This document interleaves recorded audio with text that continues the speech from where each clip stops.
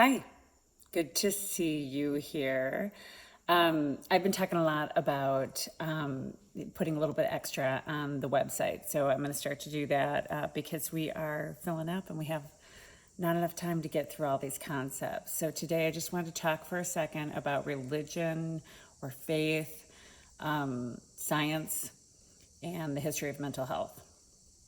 This is pretty much for people who really struggle with the idea of faith or mental health being like needing any of it.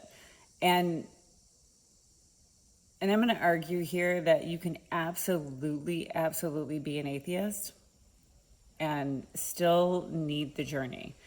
And I think this is important because as you go forward in recovery, you want to be able to attach to a few things, a few coping mechanisms that aren't related to alcohol and drugs, right? Because, or food, or whatever it is that we do that's unhealthy. We have not learned how to unlock that portion of our brain. So I'm going to talk a little bit about that.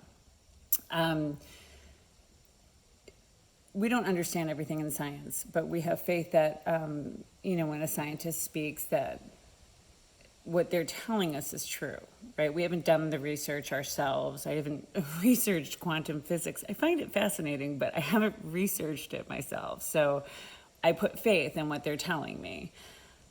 Over time,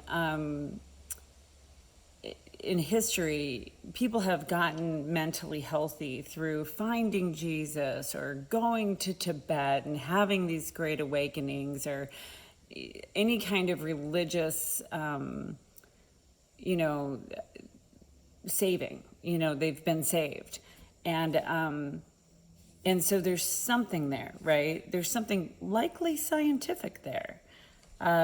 The concept of confession, for example, confession is good for the soul and secrets keep us sick. These are all things that we really actually know now in psychology.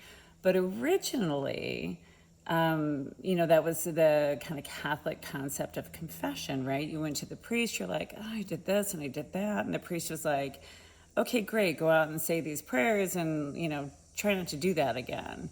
And you're like, oh God, I feel so much better, thanks. So in the purest form, confession is a great sort of precursor to psychotherapy, right?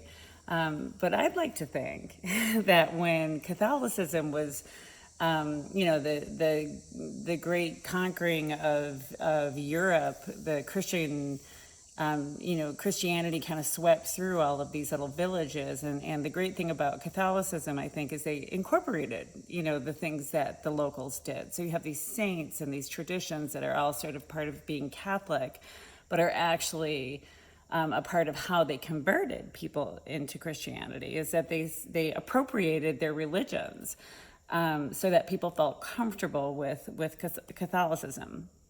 So I'd like to think that somewhere in like remote Ireland, right in the hills somewhere, there's some bruja like sitting there, and she says, well, how do you cleanse people of their sins, the things that they've done that make them feel bad? And the monk is like, well, what do you mean? She's like, well, we, have them come sit in, with us, and they tell us the things they've done. And then we light this candle or we light this fire and we send it off to the Great Spirit or whatever, or the goddess and the monk was like, well, that's a great idea. I think we should call that confession, and we'll start doing that. So my point is that these concepts have all just been rewrapped, right? And I think they're all really, really valid. The point is they work. And so why things work entirely, we don't know immediately. Like, we don't have a ton of, people don't do research on why your spirituality makes you healthier. You know what I mean? So they do a lot on meditation though, right? So meditation has tons of research that says it's really good for your memory, it's good for your anxiety, it's good for blah, blah, blah, blah, blah. I mean, I could, if you need it, I'll get it for you, just email me. But there's lots of research that shows that meditation is a really valid mental health tool. But if you go back to Catholicism, you do this thing called the Rosary, and if you're not Catholic, you don't know, but it's literally 50 Hail Marys, 10 Our Fathers, like a Glory Be, maybe 3 more Hail Marys at the beginning. I mean, it's a lot of praying, right? And you do it repetitively. So you're like, Hail Mary, full of grace, the Lord is with thee. But you keep going through this prayer over and over and over again. Guess what we call that in meditation? We call that a mantra, right? That's a mantra, and it cleanses your mind so that you can clear your mind, and the mantra gives you something to put your focus on. So prayer done through a rosary is actually meditation. I mean, it is full-blown meditation.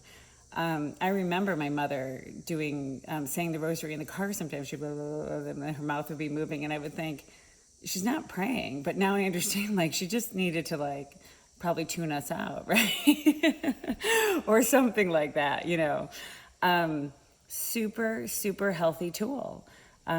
So my point about, like, when we get mad at religion, and when we get mad at the idea of faith and religion, we are actually throwing the baby out with the bathwater. We're not taking those portions that are so important to our mental health and keeping those, because that's why we need those things. We need to understand that something outside of our own, like what we hold, is going to help us. And that something can be anything. My point is that it doesn't matter. Like, if you have real faith and Jesus is your savior, hell yeah, that is awesome. That makes it really easy, right? But if you don't, this stuff sounds hokey and stupid and unscientific. I'm gonna just argue that it's naive of the world, that like our scientific world is naive to think that there's not something that religion does for people that scientifically cures them of ails, because people with faith do a lot better than people without faith. So I don't care what your faith is in. I don't even care if it's like just in the concept that I just laid out for you. Just don't throw the baby out with the bathwater. So I think that's enough evidence, and I hope that you all have a fabulous, fabulous night. And as always, I'm here for you if you need me. Thanks so much.